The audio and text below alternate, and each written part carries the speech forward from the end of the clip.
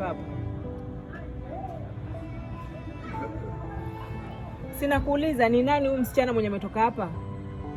Mimi nilidhani mlipoangaliana pale labda nimuulize. Sasa mbona mlizimu? Nimsimamishe mwanamke mwenzangu nimuulize kwa yeye ni nani? Wewe uko sawa sawa kweli wewe? Ha? Umeniaga nyumbani sije waenda dukani. Hapa ndo dukani. Sasa ulikuwa na haja gani na kunifuata hapa? Hivyo niamini ama? Sasa unataka maneno kama hayo.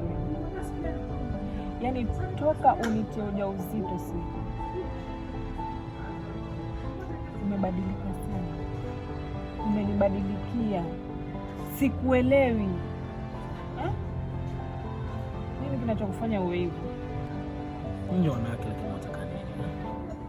Mtu akibaki nyumbani ni shida, na nikisema natoka pia nakutafutia bado ni shida. Wewe ungetaka kujua huyu ni nani basi ungemuuliza pale pale. Siwezi muuliza. Kwa hivyo mama nipandishe sauti, si ndio? Hii picha gani utakunionyesha hapa? Hivi vilikuwa ni wewe. Umenipata kwenye hali kama hiyo. Nirudishe kwetu sije. Sio lazima. Sije nachoka. Naumia sije.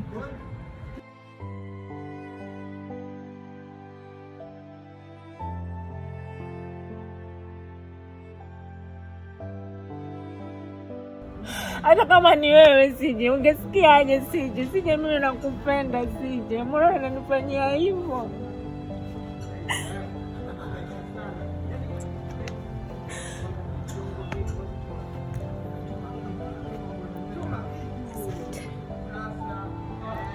Asante sana. Kuumizwa na mtu unayempenda ni uchungu usioelezeka, lakini wakati mwingine unachagua kusamehe, sio kwa sababu hakukosea, bali kwa sababu moyo wako umechoka kubeba maumivu. Msamaha si udhaifu, ni kuipa nafsi yako nafasi ya kupona. Tujifunze kusamehe.